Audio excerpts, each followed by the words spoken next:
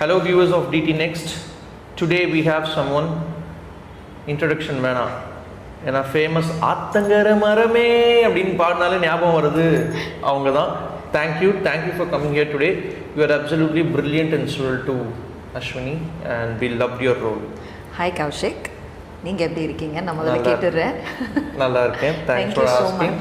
Come on, thanks for coming here today. And ஆஃபீஸே வந்து நிறைய பேர் வந்து உங்களை பார்க்கும்போதே வந்து they were excited to see you.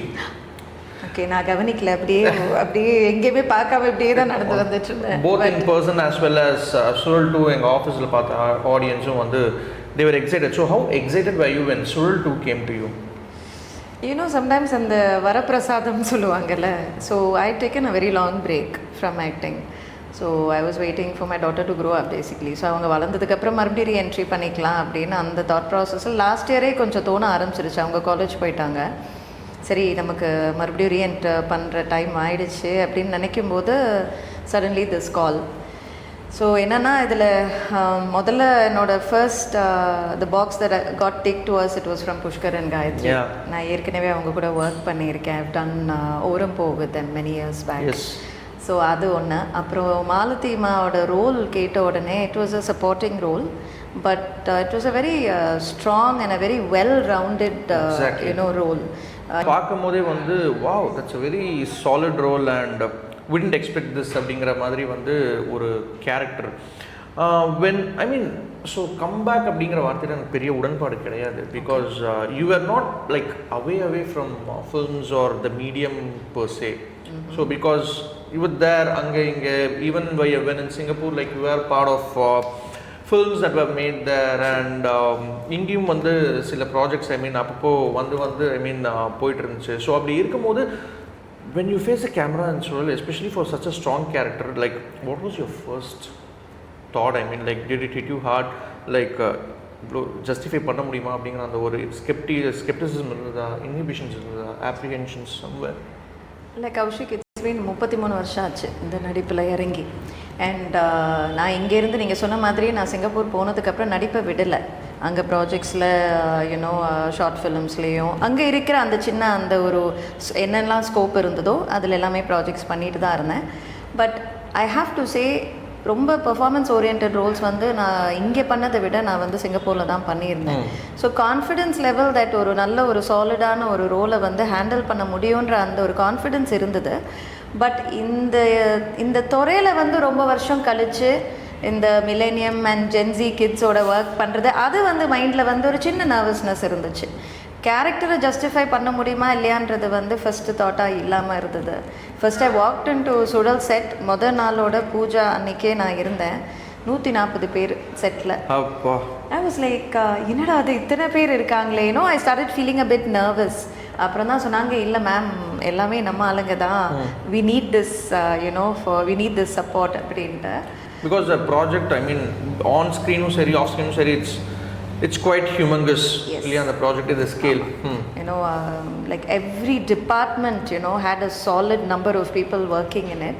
So camera face பண்ணும்போது I still remember எனக்கு fear இல்லாமல் இருந்தது. But the whole process of taking, இப்போ எங்கள் காலத்துலலாம் வந்து சீனை எக்ஸ்பிளைன் பண்ணிடுவாங்க, ரிஹர்சல் பார்த்துருவோம், நாங்கள் போய் நடிச்சிடுவோம். சம்டைம்ஸ் டிரெக்டர்ஸ் வந்து கரெக்ஷன்ஸ் கொடுப்பாங்க. Yeah, and because those were shot in films earlier. Yes. So even serials பண்ணும்போதும் and I did a lot of serials, but இது வந்து it was like a lot of out of the box thinking இருந்துச்சு. Especially Brahma and Sarjun, they were two directors. And of course Pushkar and Gayatri were the creative directors also. But நமக்கு தெரியும்னு நினச்சி நம்ம ஒரு expression கொடுக்கும்போது அது கிடையாது, அதையும் மீறி நம்மளால் வந்து பண்ண முடியும் அப்படின்னு வந்து ஐ ஃபெல்ட் லைக் அவங்ககிட்டேருந்து நான் இந்த ப்ராஜெக்டில் கற்றுக்கிட்டேன் அப்படின்னு தான் நான் சொல்லுவேன். So you were able to push your boundaries. Definitely. Malati's character. கண்டிப்பாக. எங்கேயாவது ஒரு சின்ன இது இருந்தா Malati is close to Ashwini somewhere அப்படிங்கிற அந்த ஒரு தாட் இருந்ததா? Were you able to relate to your personal self somewhere? Okay, I'm a very sensitive person and I'm also a very I am not a superficial thinker. I think of things very deeply. So எனக்கு emotional attachment towards people is very strong, or my bonds with you know my close ones. So when Malati breaks down, அந்த braking டவுனில் மாலத்திக்கு ஒரு 50% இருந்தால் அதில் அஸ்வினியும் அதில் ஒரு 50% இருந்தது அப்படின்னு தான். இப்போ இந்த கேள்வி என்னை யாருமே கேட்டதில்லை. எல்லாரும் நினச்சிட்டாங்க மாலத்திமா தான் இப்படி, அதனால் இவங்க இப்படி போர்ட்ரே பண்ணியிருக்காங்க. பட் நிறைய இன்சிடென்சஸில் நிறைய சீன்ஸில் வந்து அஸ்வினியும் இதில் எங்கேயோ கலந்துருக்காங்க. அஸ்வினி எப்படி ரியாக்ட் பண்ணுவாங்க இந்த மாதிரி நடக்கும்போது அஸ்வினியும் இப்படி தான் பிரேக் டவுன் ஆவாங்க, இல்லை ரியாக்ட் பண்ணுவாங்க அப்படின்னா மேபி நாட் 100%, பட் டெஃபினெட்லி ஒரு பேலன்ஸ் இருந்தது. I have to say that. And industry has evolved so much and எல்லாத்த விட அந்த டெக்னிக்காலிட்டியெல்லாம் விட the way of writing has changed. கண்டிப்பா. But then be it புதுநெல்லை புதுநாத்தா இருக்கட்டும் இல்லை கிழக்கு சீமையிலாகவே இருக்கட்டும், you took up roles that were centered around women to an extent. So கிழக்கு சீமையில் அந்த கான்ஃப்ளிக்ட் எல்லாமே இருக்கட்டும், it revolved around the women in the household. So அப்போவே வந்து வேர் ஆஃப் டைம் ரைட்டிங்காக எடுத்துகிட்டு, so after all these years வந்து come on ஒரு விமன் ஓரியன்டாக ஒரு strong women characters where they are portrayed அப்படிங்கும் போது what was the difference that you felt exactly after so many years? ரொம்ப ஆனஸ்ட்டாக பேசணுன்னா, இப்போ நீங்கள் சொல்லும்போது தான் வந்து நானே நினைக்கிறேன், ஓ நான் என்னோடய சாய்ஸஸ் அந்த காலத்திலே வந்து கொஞ்சம் ஃபோக்கஸ்டாக இருந்தது. நான் அப்போ வந்து நம்ம என்ன நினைப்போம்னா, ஓகே ஒரு லீட் ரோலாக இருக்கட்டும், இல்லை வந்து சப்போர்ட்டிங் லீடாக இருக்கட்டும், யூனோ 4 பாட்டு இருக்கா, நல்ல ஸ்க்ரீன் ஸ்பேஸ் இருக்கா அப்படின்னு நினச்சி எடுத்த படங்கள் வந்து தற்செயலாக வந்து happen to you know go with a flow of a woman oriented subject. It was like when they spoke to me, அந்த கதையை சொல்லும்போது யூஸ்வலாக வந்து ஒரு ஹீரோ இருப்பாங்க, ஹீரோயின் இருப்பாங்க, மற்றவங்க வந்து எல்லாம் சப்போர்ட்டிங் கேரக்டர்ஸாக தான் வந்து ஜென்ரலாக பார்க்குறது தான் தமிழ் சினிமாவோட அந்த ஜென்ரல் கிளீஷே. பட் இது வந்து ஒவ்வொரு கதாபாத்திரமும் they were standing on their own. Correct. Including மாலத்திமா, she was standing on her own. அவங்களுக்கு அவங்க ஃபேமிலி கூட இருக்கிற அந்த பாண்ட், அந்த பந்தம், அவங்க எப்படி ரியாக்ட் பண்ணுறாங்க, அவங்க வந்து கதிரோட சர்க்கரை கிட்ட அவங்க எப்படி ரியாக்ட் பண்ணுறாங்க. Of course I didn't have any combinations with Aishwarya Rajesh. But there was a complete roundedness to that character. That was something that immediately attracted me towards it, because I was very focused that ஒரு performance oriented ரோலாக தான் நான் வந்து மறுபடியும் பண்ணுவேன்.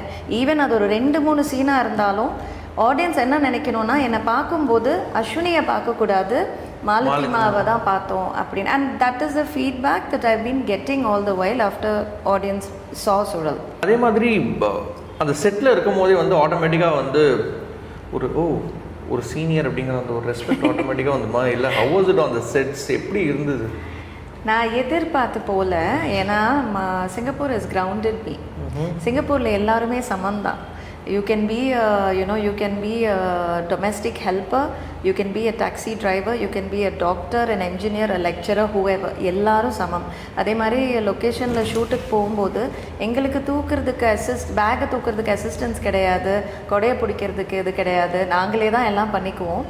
So Singapore had grounded me so much. I came here in that mindset. எதையுமே எதிர்பார்க்கல. You know like எனக்கு வந்து யாராவது தண்ணி வந்து கொடுக்கணுன்னோ, இல்லை வந்து என்னை மேம்னு கூப்பிடணுன்னோ, இல்லை வந்து சேரை கொண்டு வந்து போடணும், இதெல்லாம் நான் முன்னே எக்ஸ்பீரியன்ஸ் பண்ணியிருக்கேன். பட் அதை எதிர்பார்க்கல. ஆனால் அது ஆட்டோமேட்டிக்காகவே நடக்க ஆரம்பிச்சது. டு அ பாயிண்ட் வேர் எனக்கு கொஞ்சம் எம்பாரசிங் ஃபீலிங் வந்துருச்சு. I was like, ma'am coffee குடிக்கிறீங்களா, மேம் ஏசியில் போய் உட்காந்துக்கோங்க மேம், மேம் நீங்கள் வெயிட் பண்ணுங்கள் ma'am. There used to be 4 assistant directors. மாற்றி they would come and check on me and say, ma'am are you okay, lines பார்த்துக்கிட்டிங்களா, half an hourல கூப்பிட்றோம் மேம், 15 minutesல கூப்பிட்றோம் மேம். I'll be like, கூப்பிடுங்கப்பா, நாங்கள் shot ready. And the other funny thing that happened throughout the entire shoot was location. Once from the caravan we'll go to the spot and எல்லாமே setup பண்ணிட்டு இருப்பாங்க.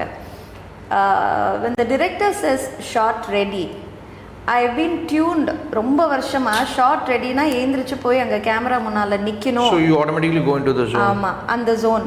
ஆனால் இங்கே shot ரெடின்றது வந்து it's a announcement to the entire set to say that ஓகேப்பா நம்ம shot ready.